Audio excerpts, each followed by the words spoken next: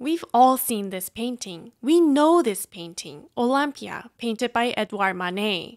For over a century and a half since its exhibition in the Salon of 1865, it has consistently retained its title as the most notorious female nude in Western art history.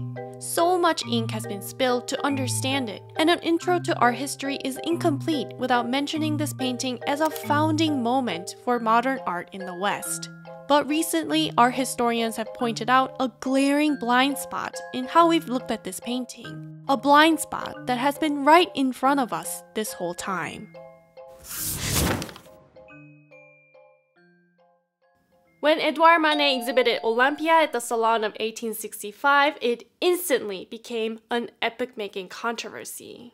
One critic wrote, "Never has a painting excited so much laughter, mockery, and catcalls as this Olympia."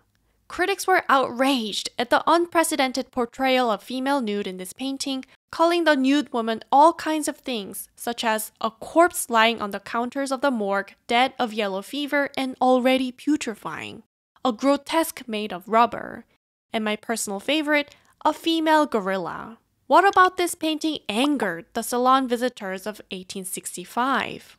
In the next few minutes, I'm going to summarize what is conventionally told about this painting and its controversy in 3 points.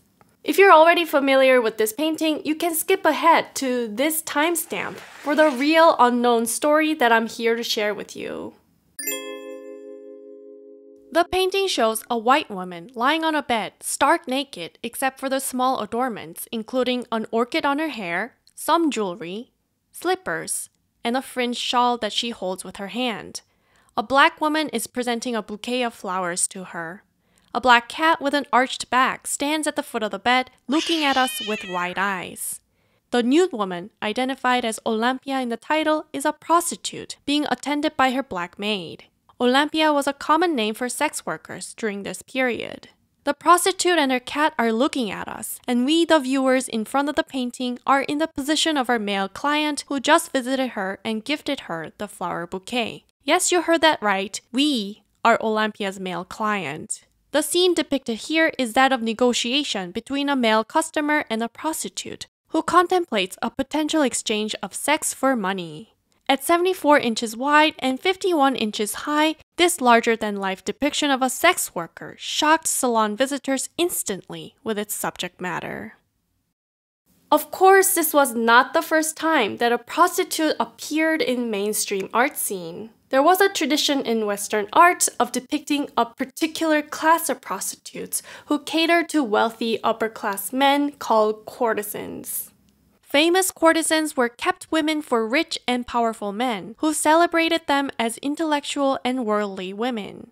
They were treated differently from prostitutes working in brothels or the streets, and they modeled for artists who depicted them never as sex workers, but always as someone else, a collector of art, an elegant society lady, a historical or allegorical figure, etc. The category of courtesan was an acceptable facade for what was socially unacceptable. Scholars explain that during this time in the mid-19th century, prostitution was becoming more and more visible in public. And this painting appearing in the most important art exhibition was like a splash of cold water in the face of bourgeois salon visitors, forcing them to reckon with a sordid element of their sexual practices which they wanted to keep hidden. Manet's depiction of the naked prostitute also flew in the face of long-held academic tradition of representing the female nude. Manet made explicit references to another painting of a nude courtesan, the iconic Venus of Urbino painted by Titian for the Duke of Urbino in 1538. You can immediately see significant similarities between the two paintings, with the nude women looking out at the viewer. But the two courtesans' gazes couldn't be any more different. Instead of Venus's demure look, Olympia looks at us with cold and assertive indifference. While Titian's Venus seductively covers up her sex, Olympia emphatically places her hand as if to block the viewer's visual access. Titian's painting puts the nude woman on display for the pleasure of the presumed male viewer, the Duke of Urbino, whereas the sensual gratification Olympia may offer is a commodity to be bought with money. that hand over her genitals is saying, "Pay me if you want it." The way in which Manet rendered the nude body of Olympia differs significantly from Titian's painting and the academic tradition it epitomized. Titian gave the nude body a sense of naturalistic three-dimensional volume in space by using a gradient from bright highlights to dark shadows. Combined with the warm colors of the flesh, the resulting representation is of a voluptuous, ideal body with no flaws that invites the viewer's gaze. In contrast, Manet's Olympia appears flat and grayish, with no halftones in between highlights and shade.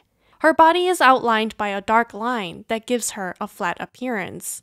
Plus, in contrast to the perfectly smooth, flawless body of Titian's Venus, Olympia's body is full of idiosyncrasies found in real human bodies. To the critics of the time, Olympia appeared to have dirty hands and wrinkled feet, and she displays armpit hair. Wow, the scandal.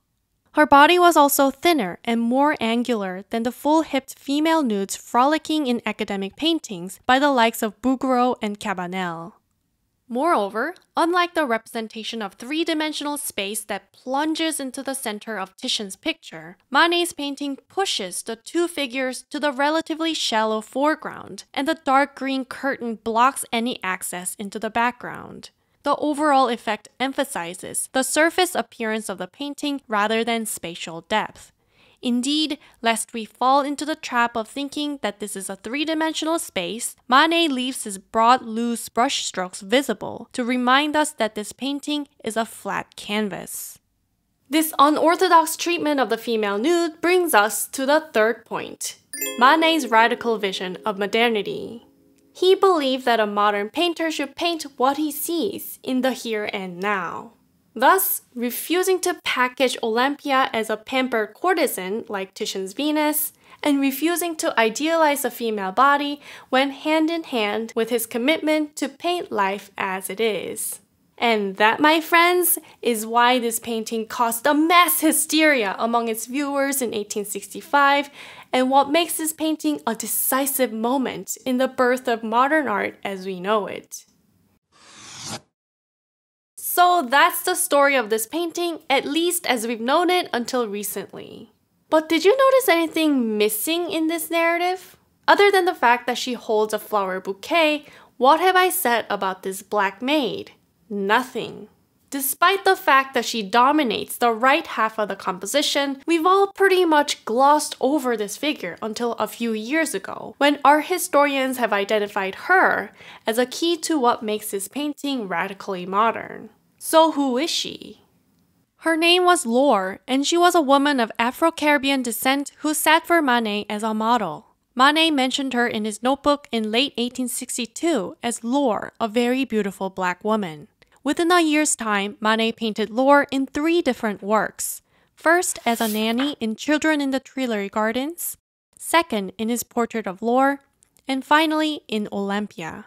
As for many working-class people of African descent living in Paris at the time, Laure lived in the 9th arrondissement in northern Paris, within a short walking distance from Manet's studio. In fact, this area straddling the 9th and 17th arrondissement in Paris was where bourgeois and working-class people, including migrant workers from the provinces and the Caribbean, lived, along with the people who entertained them, such as sex workers.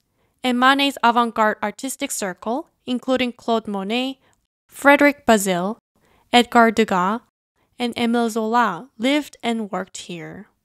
Thus, in his everyday life, Manet interacted with the small but significant black population in Paris. Since the second and final abolition of slavery in the French territories in 1848, there was a growing black presence in the city.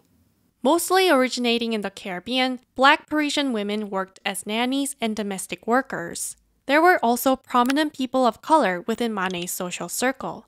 For example, Jeanne Duval, the longtime mistress of Manet's friend, the writer Charles Baudelaire, and Alexandre Dumas père, the celebrated author of The Count of Monte Cristo and The Three Musketeers. In this context, Laure represents the socially and racially diverse makeup of Paris in the 1860s. And that goes back to the earlier point about Manet's commitment to paint life as he saw it. According to the art historian Denise Murrell, the way in which Laure is depicted in this painting adds another layer of complexity to Manet's artistic vision of modernity. Up until this point, Black women in Western art had been depicted as enslaved servants to white women, as exotic foreigners, or allegorical figures. As we've discussed in the previous episode on the portrait of a Black woman, painted 63 years before Manet's Olympia, images of Black women often depict them bare-breasted to signal their servitude or foreignness. It also represented the supposed hypersexuality of Black women, a stereotype manufactured in the French mainstream culture to justify the policing of their bodies and the sexual violence perpetrated against them. But in Manet's Olympia, it's the white woman who is naked, not the Black woman. Unlike Olympia, Laure is fully dressed in a costume that combines Caribbean and French styles. Laure is doing her job as a domestic worker, casting a bemused look at the disdainful pride of the white working-class woman. And therein lies the profound modernity in the figure of Laure. Instead of repeating negative cultural stereotypes surrounding Black women, Laure shows us the racially diverse working class in Paris in the 1860s. Just as Olympia confronts us as a sex worker stripped of the myth of the courtesan, Laure stands in front of us not as a slave or an exotic foreigner, but as a French domestic worker of color on the job. I'm gonna be honest, when I was making this episode, I was thinking, does YouTube really need another video about Olympia? Because there are a lot. But this story opened my eyes to see not just one side of a picture, but the whole picture, literally.